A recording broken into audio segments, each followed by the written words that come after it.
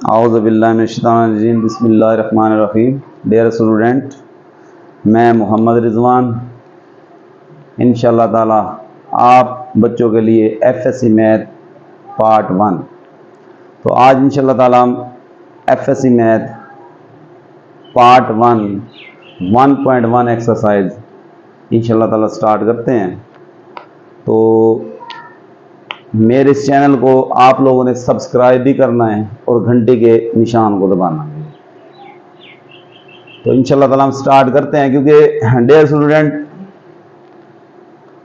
FSc math part 1 इसमें इंशाल्लाह ताला मैं आपको बहुत ज़्यादा इंपॉर्टेंट क्वेश्चन भी बताऊंगा और बहुत ज़्यादा मतलब एमसीक्यूज के लिहाज से भी इंशाल्लाह ताला आपको बताया जाएगा कि एमसीक्यूज, चूंकि 9th-10th में तो आपने देखा है 9th-10th में चैप्टर के एंड में एमसीक्यूज बनते हैं। तो यहाँ पे एफएससी मैथ में जो होते हैं वो एमसीक्यूज चैप्टर के अंदर से ही बनाए जाते हैं। तो वो भी इंशाल्लाह ताला आपको साथ के साथ एमसीक्यूज भी बताया जाएगा कि एमसीक्यूज किस तरह से बनाया जाता है।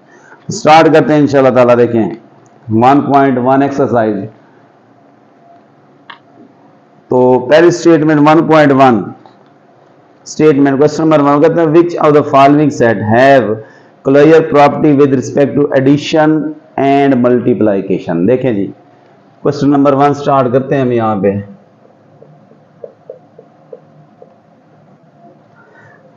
देखिए जी, सेट उसने दिया हुआ है पार्ट नंबर 1, सेट दिया हुआ है आपका 0। अच्छा, ये सेट को लेट सपोज मैं एस सेट के मुताबिक या ए के मुताबिक कंसीडर करता हूं। मैं कहता हूं लेट ये सेट जो दिया हुआ है ये ए के बराबर मैंने कंसीडर कर लिया है, सपोज कर लिया है। अब देखें जी, वो कहता है कि ये जो फॉलोइंग सेट आपको दिए हुए हैं, 4 पार्ट है क्वेश्चन नंबर 1 में। तो वो कहता है कि ये इनमें से कौन सा सेट आपका clear property with respect to addition या मल्टीप्लिकेशन रखता है। तो clear property with respect to addition या मल्टीप्लिकेशन क्या होती है। देखें, जो आपको एलिमेंट यहां पे दिया हुआ है सेट ए में, आपने करना क्या है, उसी एलिमेंट को आपने उसी में जमा कर देना है। एडिशन के लिहाज से 0 दिया हुआ है तो आपने 0 को 0 में ही जमा करना है। आप एलिमेंट को 2 दफा इस्तेमाल कर सकते हैं, 3 दफा भी कर सकते हैं, इससे कोई फर्क नहीं पड़ता होता। तब देखिए 0 जमा 0 तो जवाब क्या है आपका 0। अगर ये 0 आपका सेट ए में मौजूद है, सेट ए से ताल्लुक रखता है, तो आप कह सकते हो कि 0 बिलोंग टू सेट ए, कि set A clear property with respect to addition रखता है। तो आप यहां पे लिखोगे कि it has clear property with respect to addition. ये देखिए जी, clear property with respect to addition या मल्टीप्लिकेशन क्या होती है कि आपने सेट के एलिमेंट को सेट में ही जमा, जो सेट का एलिमेंट है उसको आपने उसी एलिमेंट में जमा करना है। और वह आप एलिमेंट 2 दफा भी इस्तेमाल कर सकते हैं, 3 दफा भी इस्तेमाल कर सकते हैं, इससे कोई फर्क पड़ता नहीं है।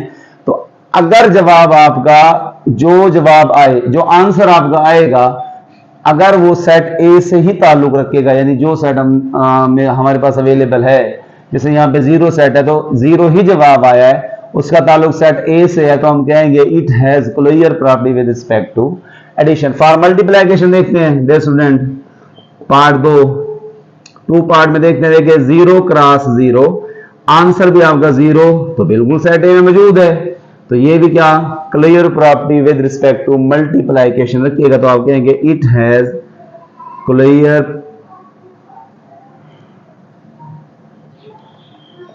प्रॉपर्टी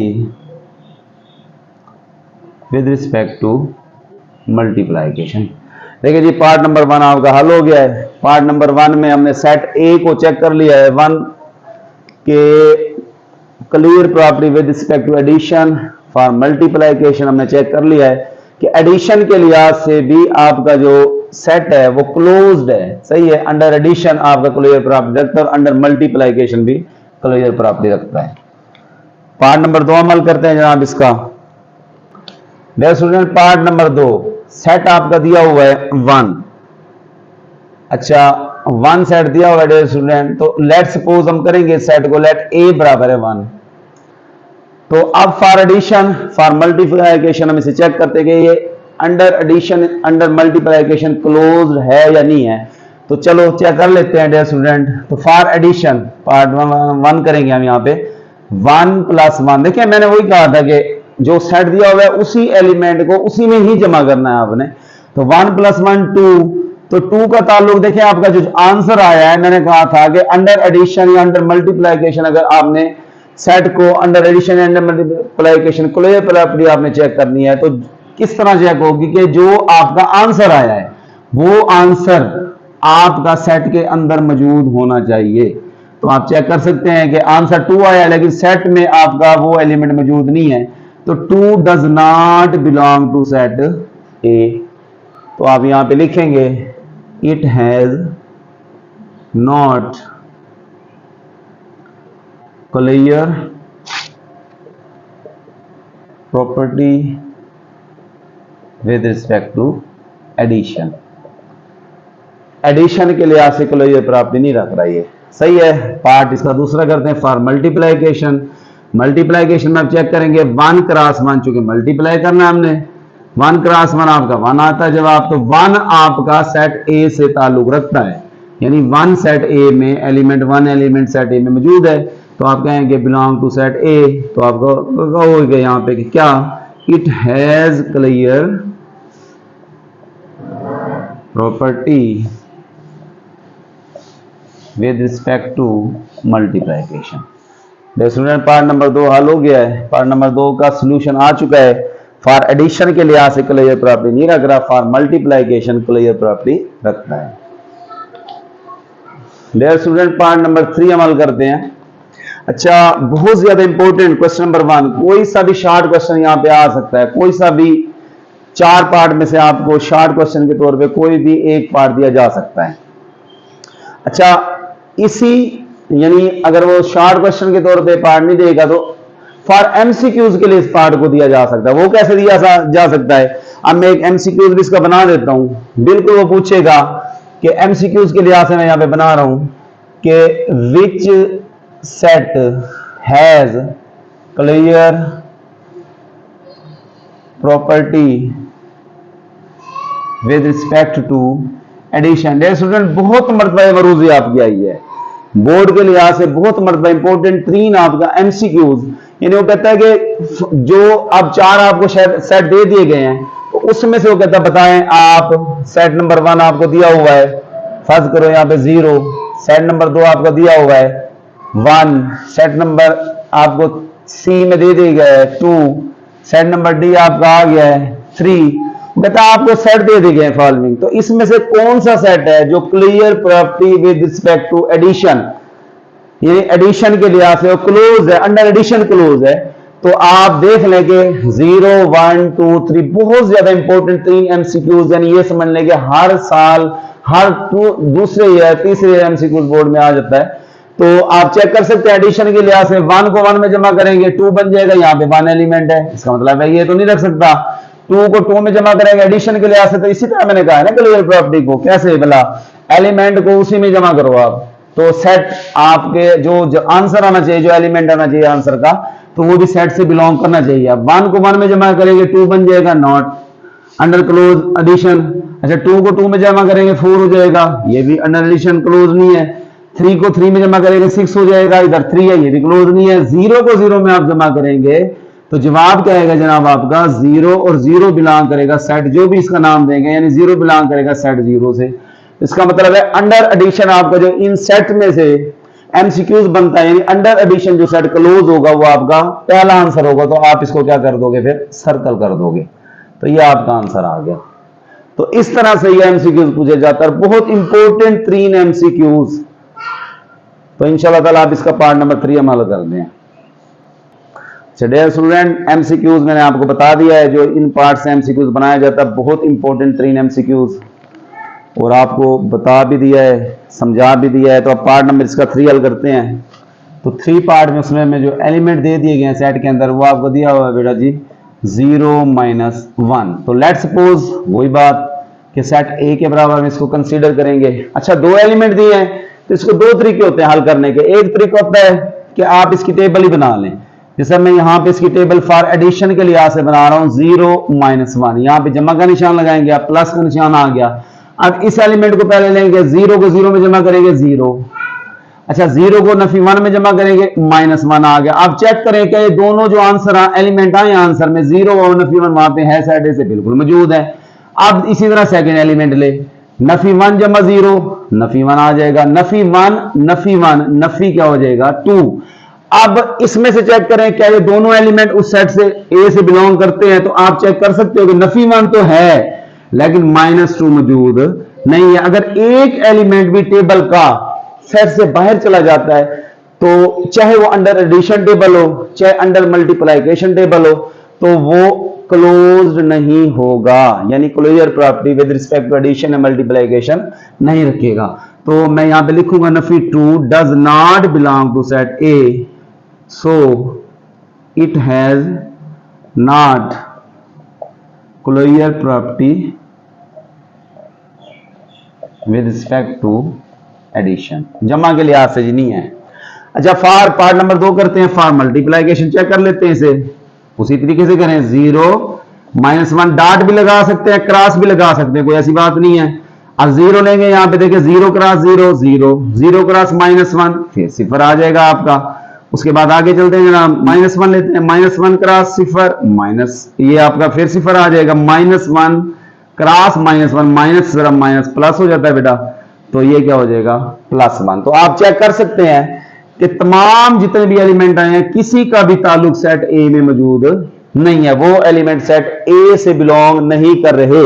और मैंने ये आपको बात पहले बता दे रहे स्टूडेंट कि जो एक एलिमेंट भी अगर टेबल का, चाहे वो अंडर एडिशन टेबल हो चाहे अंडर मल्टीप्लिकेशन टेबल हो, एक एलिमेंट भी आपका सेट से बाहर चला जाता है तो वो closure property with respect to addition या मल्टीप्लिकेशन नहीं रखेगा।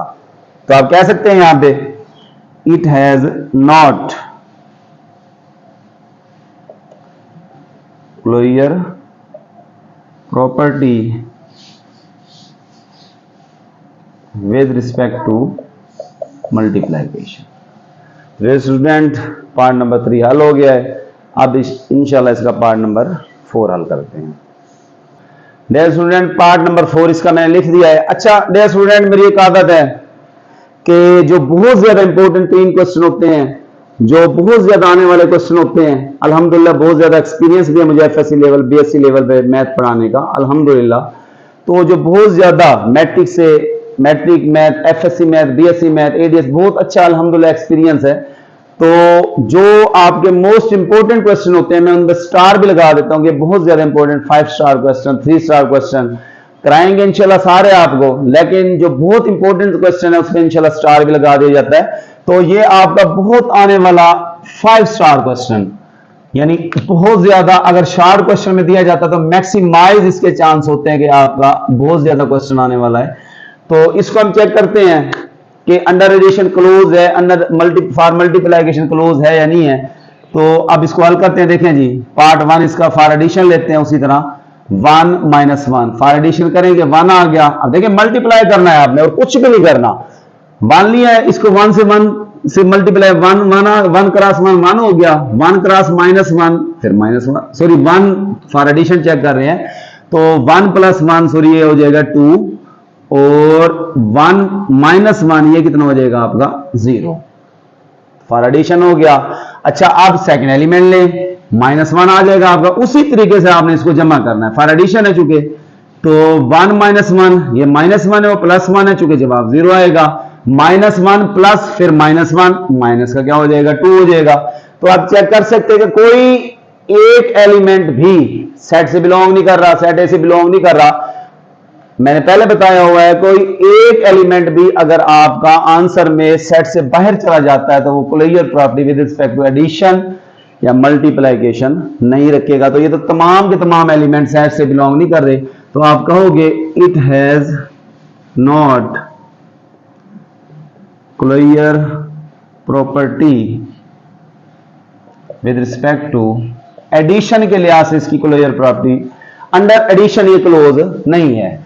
अच्छा फॉर मल्टीप्लिकेशन चेक कर लेते हैं, टेबल उसी तरह बनाते हैं। देखिए जी 1 - 1 क्रॉस लगाएं डॉट लगाएं आपकी मर्जी है, 1 लें 1 क्रॉस 1 1 1 क्रॉस -1 ये चूंकि मल्टीप्लिकेशन है +- -1 हो गया, बिल्कुल वही तरीकाकार है। अच्छा देखिए -1 लेंगे -1 क्रॉस +1 -1 आ गया, माइनस माइनस प्लस हो जाएगा, क्रॉस हो चुके, माइनस क्रॉस माइनस प्लस हो गया, मल्टीप्लाइकेशन है। तो या दूसरे लफ्जों में, आसान लफ्जों में पढ़ते हैं ऐसे, नफी ज़रब नफी हो जमा हो जाता है, तो 1 आपका जवाब आ जाएगा, यानी नफी ज़रब नफी जमा में तब्दील हो गया, माइनस मल्टीप्लाई माइनस प्लस में तब्दील हो गया, और 1 क्रॉस 1 आपका 1 जवाब आ गया। तो आप चेक कर सकते हैं, पहले से चेक कर लेते हैं। मेरे पास ये आंसर आया है, 1 नफी 1 सेट से ताल्लुक रखता है, -1 + 1 बिल्कुल सेट से ताल्लुक रखता है। इसकी तरतीब नहीं देखनी आप, ये आपकी कोई परेशानी की बात नहीं है, इस बात से बिल्कुल परेशान नहीं होना कि यहाँ पे -1 है, वहां पे पहले +1 है, इससे कोई फर्क नहीं पड़ता, कोई तरतीब नहीं है। सेट में बस एलिमेंट का मौजूद होना जरूरी है। तो चेक कर सकते हैं, फॉर मल्टीप्लाइकेशन ये क्लोज है, तो आप क्या कहोगे, it has clear property with respect to multiplication. तो डियर स्टूडेंट, ये पार्ट नंबर 4 हल हो गया है। तो मैं आपको बता रहा हूं कि जो मोस्ट इंपॉर्टेंट क्वेश्चन होंगे मैं उस पर स्टार का निशान भी लगाऊंगा इंशाल्लाह ताला। और चूंकि 9th 10th की तरह आपके जो 9th 10th है उसके हर चैप्टर के मैथ के एंड में एमसीक्यू दिए जाते हैं, बोर्ड में भी उन्हीं में से आते हैं। तो यहां पे जो एमसीक्यूज है, first year math, second year math, जो मैथमेटिक्स हैं, तो उसमें जो आपके एमसीक्यूज आते हैं वो चैप्टर के अंदर से ही आते हैं। जैसे मैंने क्वेश्चन नंबर 1 के 4 पार्ट हल करवाए हैं, और उनमें से जो मोस्ट इंपोर्टेंट 3 एमसीक्यूज जो तकरीबन हर दूसरे साल, हर दूसरे ईयर में यहां पे आ जाता है बोर्ड के अंदर, वो मैंने आपको लिख के भी दिखा दिया है। अंडर एडिशन जो सेट है भाई, वो अंडर एडिशन सेट क्लोज का जो जिक्र किया गया है कि कौन सा सेट अंडर एडिशन क्लोज है, तो वो मैंने आपको एमसीक्यूज भी बता दिया है।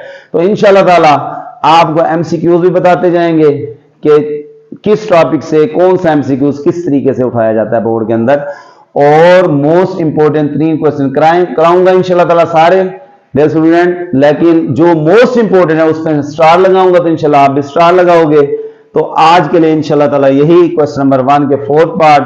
मेरे चैनल को सब्सक्राइब करें, रिजवान मेरा नाम है, और मेरे चैनल को आपने सब्सक्राइब करना है और बेल को दबाना ना भूलना।